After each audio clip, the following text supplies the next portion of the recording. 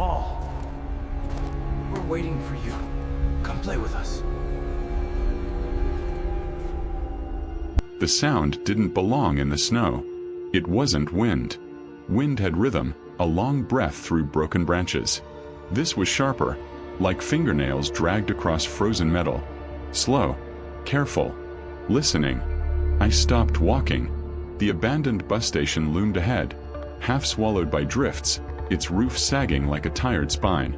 Windows were blacked out, frost-webbed, reflecting nothing. The road behind me had vanished under white silence. No footprints. Not even mine.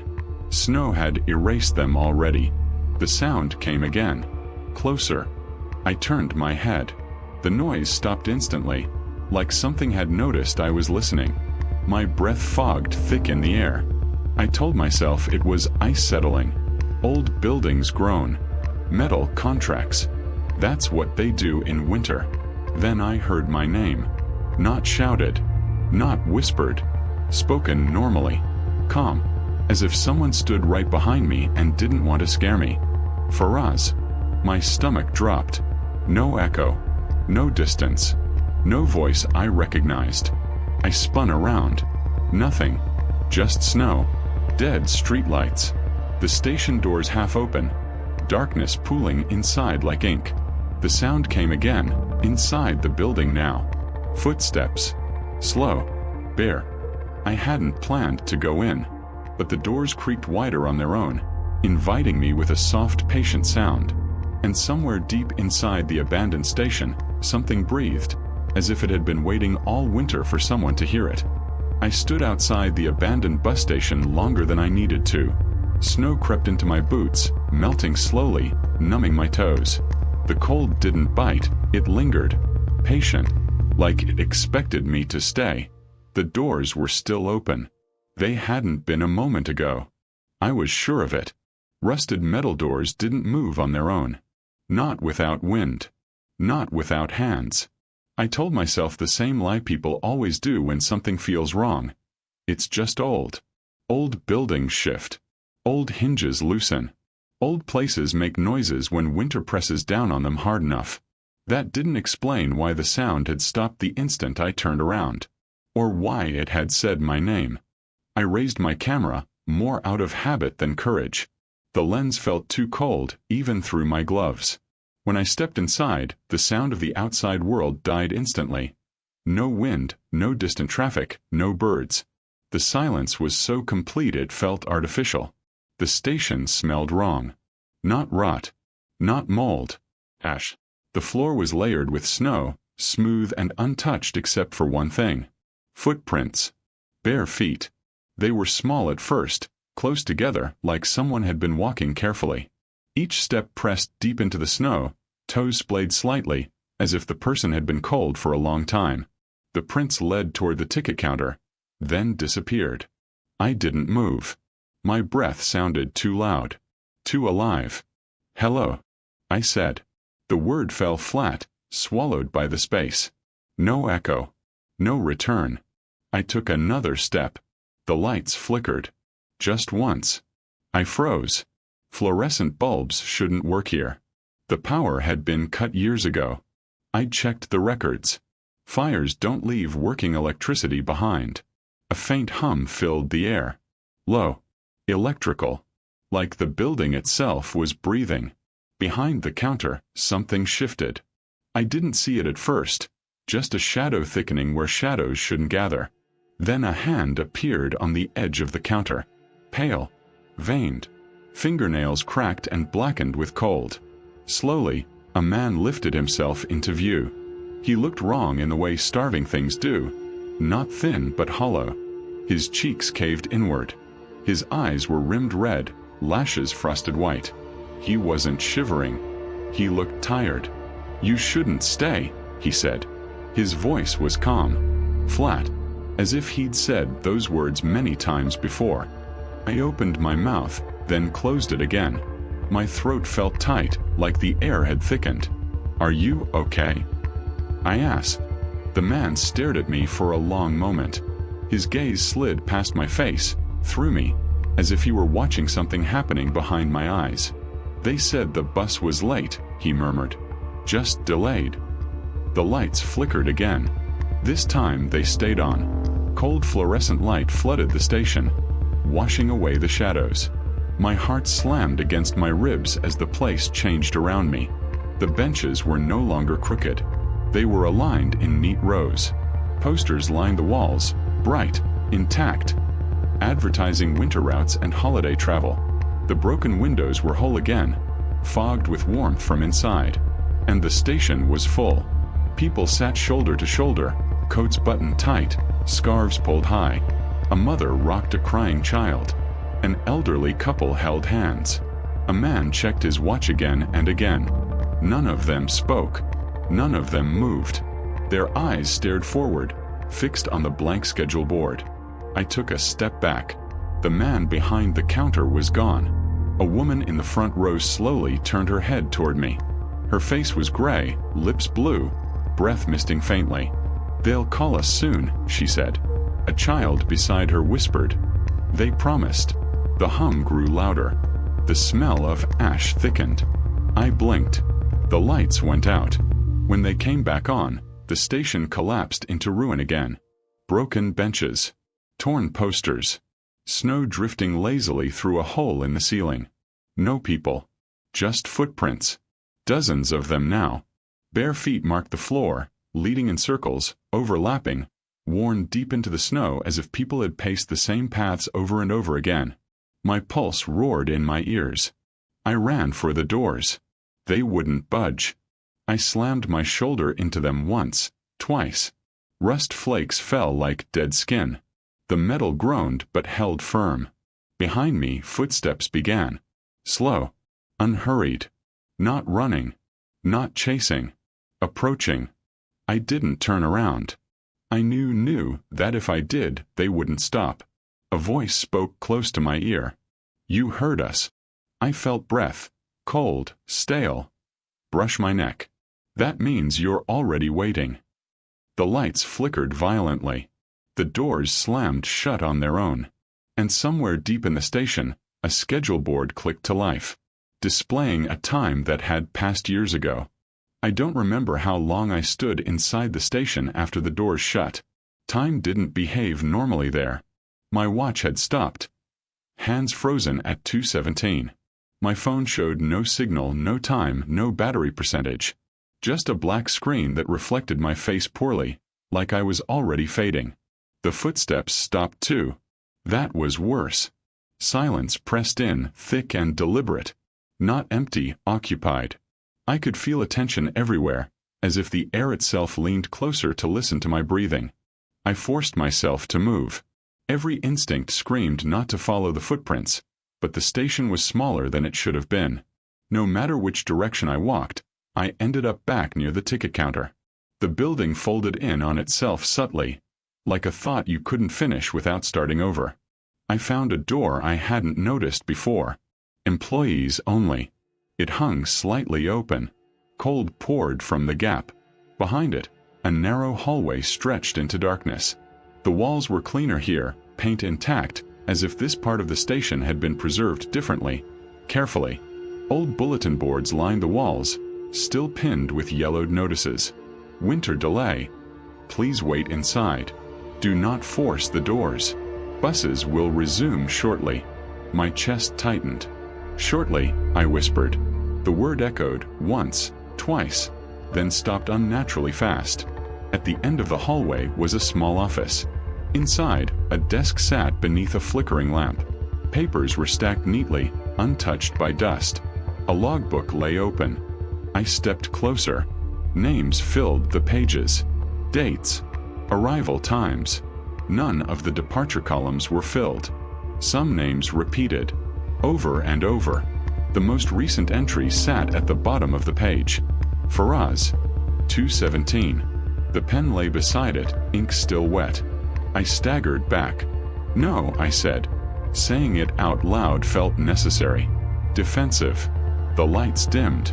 Behind me, a voice spoke. Not close this time, but everywhere. "You signed in." I spun.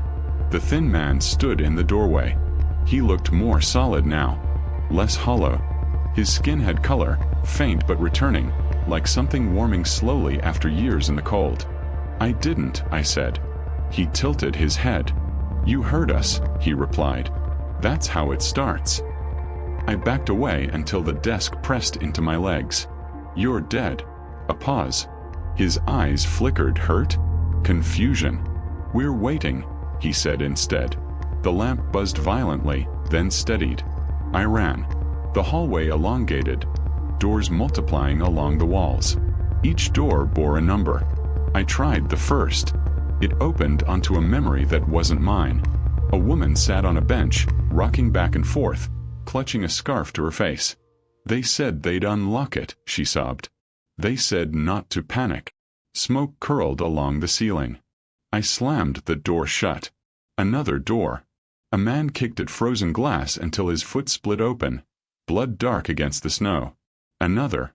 A child pressed both palms to a door, frost creeping up his fingers as he screamed for his mother. I stumbled back into the main station. It was full again. Not as before.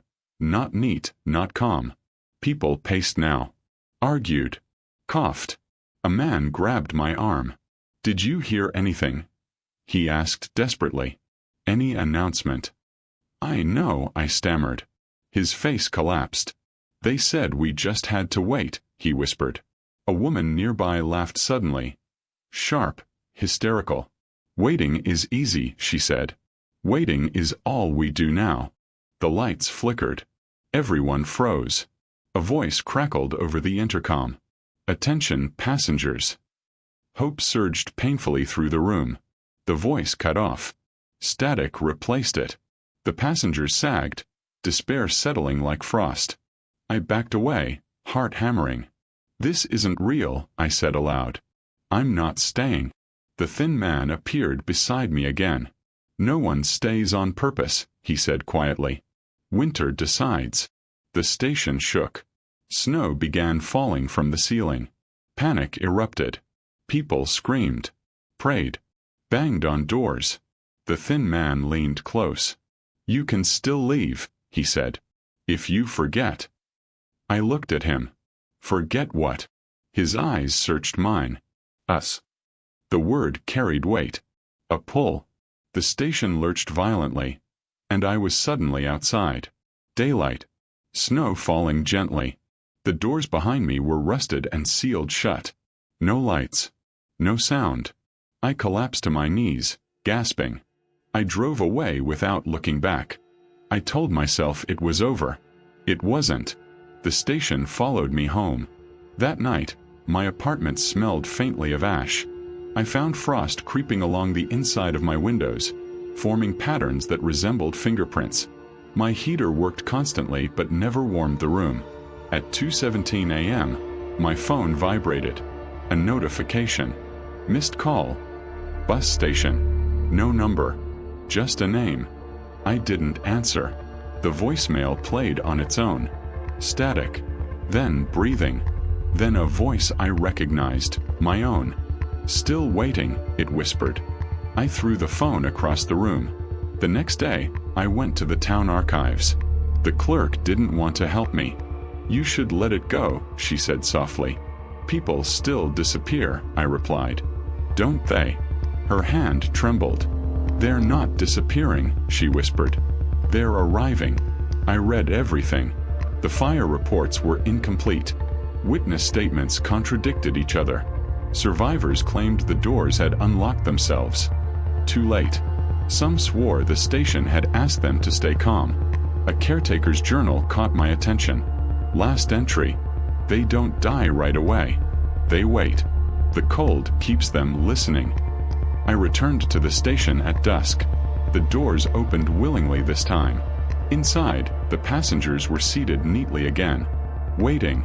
The thin man stood at the counter. "You came back," he said. "I didn't forget," I replied. A slow smile spread across his face. "That's why you belong." The schedule board flickered on. Delayed. Please wait. The lights dimmed. And somewhere deep in the building, footsteps began again.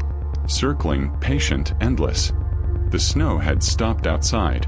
Inside, winter had taken over completely. The station stretched impossibly now. Ceilings towered like frozen cathedrals. Windows reflected not the pale gray sky but endless night. Shadows moved independently, crawling across walls, pooling under benches. Every step I took echoed like thunder in the hollow air, yet no sound traveled beyond my ears. I was not alone. The passengers had risen. Not slowly, not with hesitation. All at once. Men, women, children, pale, frostbitten, eyes wide, staring directly at me. Feet hovered slightly above the ground, wet prints steaming on the snow below.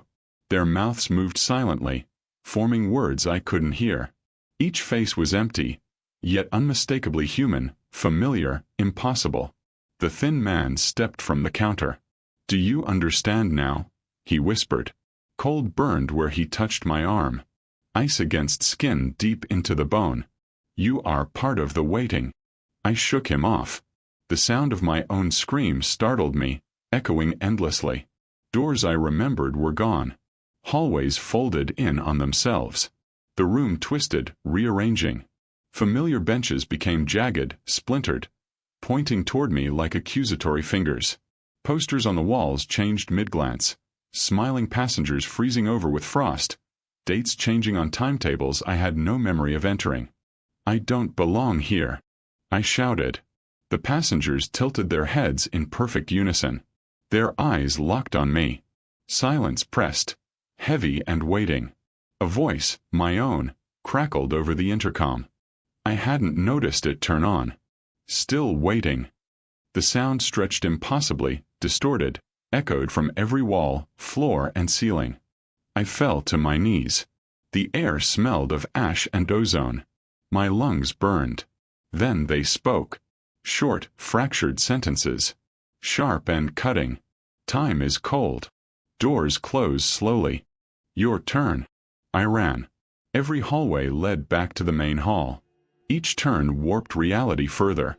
Snow piled impossibly high, dripping from invisible ceilings. The thin man appeared at every corner, always blocking the exit. "Why?" I begged. My voice cracked. "Why are you doing this?" He stepped closer. His eyes were brighter now, almost alive, almost human. "Winter remembers. Winter preserves. Winter decides." I tried to scream. The passengers leaned forward, synchronized, and the walls vibrated with a low thrumming hum. The ceiling groaned, snow falling in sudden bursts. My body froze. Muscles refused to move. Panic became paralysis. And then I saw her. A woman I'd glimpsed in the archives, standing near the ticket counter. She was the one who had tried to escape years ago. Smoke curling around her. Her eyes black voids, reflecting nothing. She raised her hand toward me. Slowly, patiently. "Join us," she whispered. No sound came from her lips. The words existed in my head, planted there like seeds in frozen soil. I fell backward. A door slammed behind me. I could hear it across the room, or was it behind my eyes? Every heartbeat echoed like a drum of doom. Time bent. Minutes stretched into hours.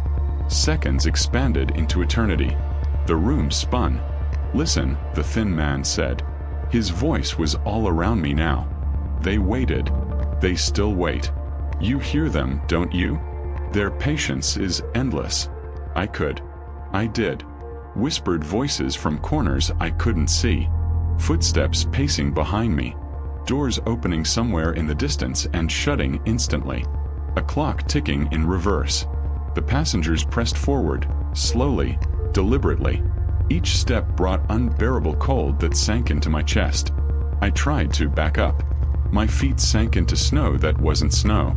Frost crept up my legs. My lungs burned with every breath. I screamed, long and ragged. Voices answered. "You will wait." We waited. No one leaves. The walls collapsed entirely.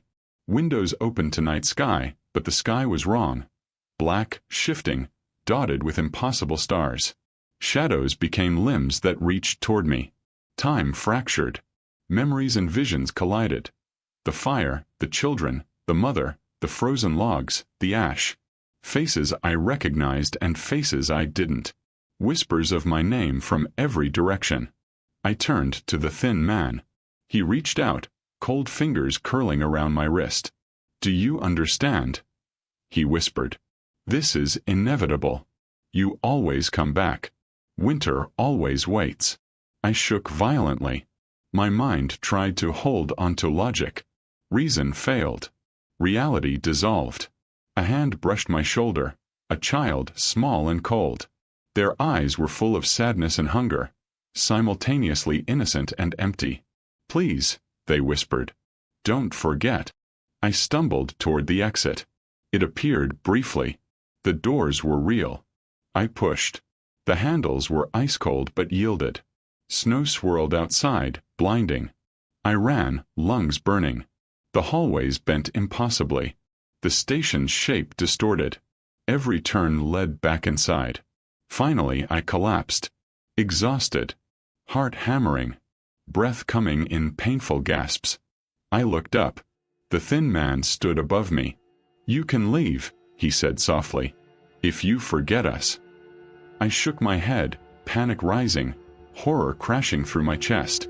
I can't. He smiled faintly, almost kindly. "Then winter takes you.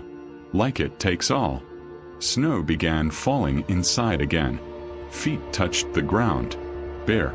Pressing into the snow. Surrounding me. Circling me. Whispers repeating endlessly. The air trembled. Doors banged. Lights flickered. Shadows crawled up walls. Time was gone. I tried to run again. The world folded. I tripped, fell forward into whiteness. The station, impossibly, inevitably, swallowed me whole. The fire returned. Not flames, not heat. Memory of flame. Smell of smoke. The walls burned and froze at once. Screams of children, mothers, fathers, echoed, replaying endlessly. Voices of everyone who had waited, everyone who had disappeared. I screamed with them. I was part of them. The thin man knelt beside me. "You're listening now," he whispered. And listening is enough. The station collapsed into silence.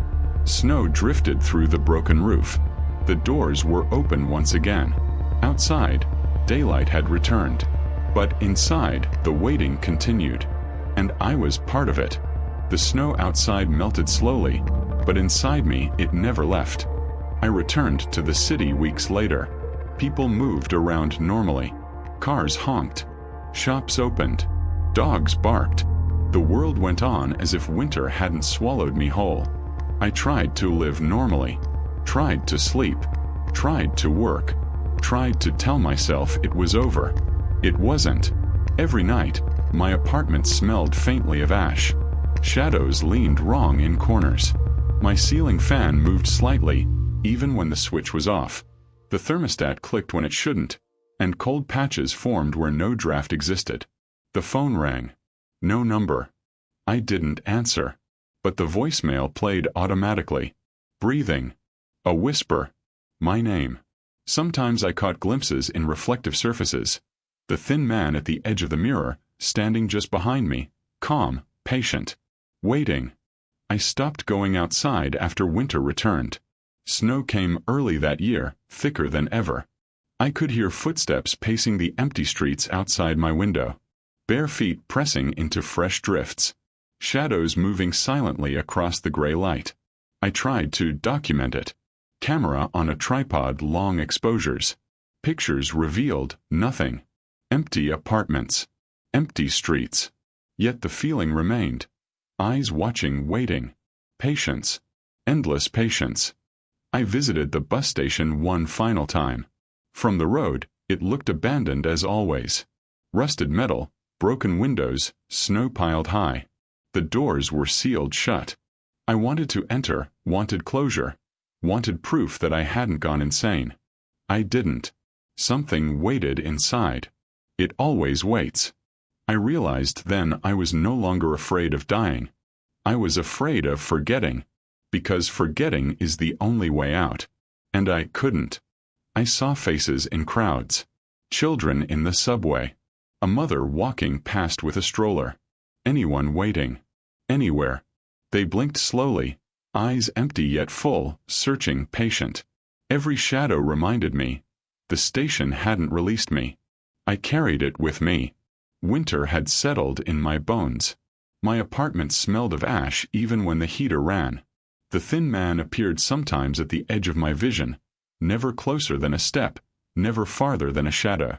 I spoke to no one about it. How could I?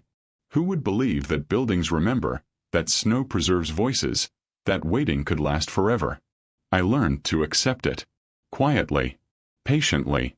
The last photograph I took, hand shaking, lens fogged with cold, revealed a single image I couldn't explain. My own reflection, standing in the bus station, surrounded by the passengers. Faces I had never seen. Smiling faintly. Waiting. I dropped the camera. It shattered. The wind howled outside. Snow drifted across the streets, filling empty cracks. Footsteps circled my apartment at night. I could hear them pacing on the tile, soft, careful, unhurried. And somewhere far away, or perhaps deep inside me, the station waited too. Waiting. Patient. Endless. I don't sleep anymore. Not fully. Shadows bend toward me. Sounds echo inside my head that aren't mine. And sometimes I hear a soft, cold voice whispering. Still waiting. I am. I always will be. Winter has claimed me.